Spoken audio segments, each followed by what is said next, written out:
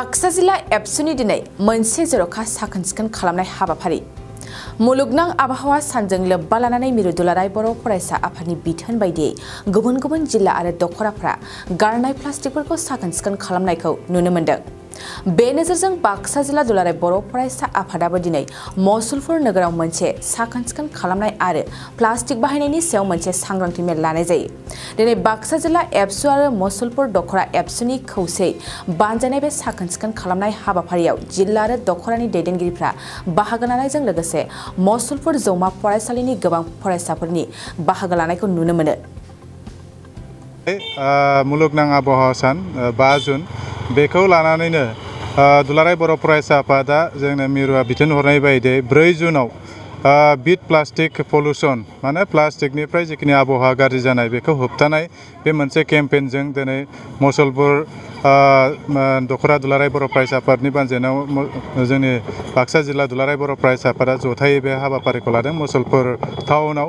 आरो बेबायदिनो जोंनि मोन 25 दखराफोरा गाव गावनि ओनसोलनि जिखिनि टाउन दं बा सक बाजार दं बेफोराव बे हाबाफारिखौ लागोन आरो गासैबो जिल्लायाव बे हाबाफारिया जाबाय थादों। नैबे समाव जे प्लास्टिकआ जोंनि थाखाय बिराद गिख्रंथाव मोनसे जाफैबाय बेखौ जों बयबो मोनदांबाय।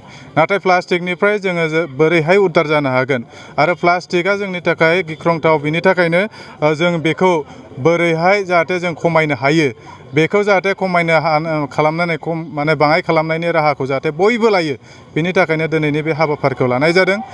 जोङो मिथिगौ जोंनि न'खराव माने फुंनिफ्रायनो मोनाजासिम मोनफ्रोमबो बेसादा जानायनिफ्राय लोंनायनिफ्राय प्लास्टिकआव फैयो। दा बे जोंनि थाखाय जोंनि देहा आरो जोंनि आबहावानि थाखाय खोब मोनसे गाज्रि आरो बे गाज्रिखौ जोङो बोरैहाय गैया खालामनो बेनि मोनसे केम्पेन बेहाय लानाय जादों। आसा खालामदों जोंनि रायजो राजा बयबो सांग्रां जागोन प्लास्टिक जे बाहायनायनिफ्राय एसे खमायगोन। गोदो जों नुदोंमोन माने गोबां समाव जोंनि बाजार जानो थाङोब्ला आखाइ मना लानानै थाङोमोन, नाथाय जों दिनै समाव नुयो माने आखाइया खालि फैब्ला प्लास्टिकआ ज्राव। दा नैबेबायदि हुदाखौबो जाहाथे जों खमायनो हायो आरो बै समाव मनाफोरा जोंना फाथो दिरुंनि जायोमोन माने फाथो फोनाय जायोमोन आरो बेबायदिनिफ्रायनो माने पल्युसना जोंना एसे खमायोमोन। दा नैबे समाव गोबां बेसादानो प्लास्टिक।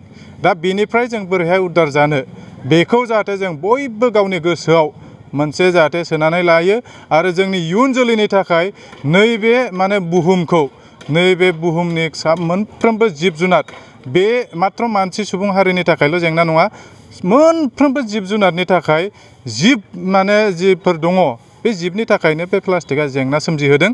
दा बेखौ जों जेरैखि जाया एसे खमायहोनांगोन, बेखौ हायोब्ला जों गैया खालामथारनांगोन।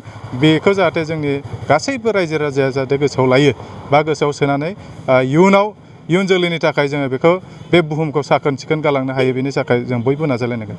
गाबोनहाय मिरु दुलाराय बर' फरायसा आफादजों बाक्सा जिल्ला दुलाराय बर' फरायसा आफादा जथायैनो जोङो दारागावनि निकासिनि दारागावआव 500 बिफां फुलि गायनाय आबहावाखौ माने मोजां रैखाथि होनो थाखाय आरो जोंनि अक्सिजेनखौ बारायनो थाखाय जों मिथिगौ कर'ना जानाय लोगो लोगो अक्सिजेननि गोनांथिया बेसेबां जों मोनदांजोबदों।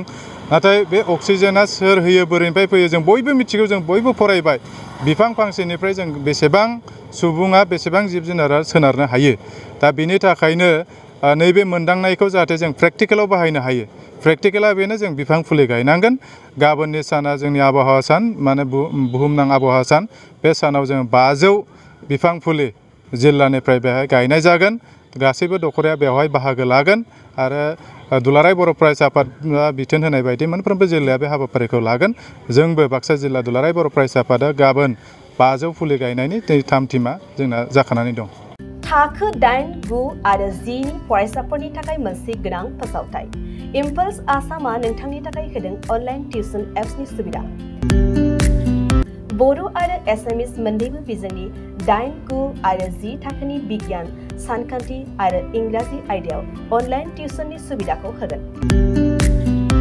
मोनफ्रोमबो आयदायाव दान मोनसेनि फिसआ 250 रांल' जागोन। 12 दाननि थाखाय फरायसानि अनलाइन टिउसनआ सोलिगोन। इम्पल्स आसाम अनलाइन टिउसन एपआव live class, online test, online assignment आरो डाउट क्लियरिं सेसननि सुबिदा मोननो हागोन।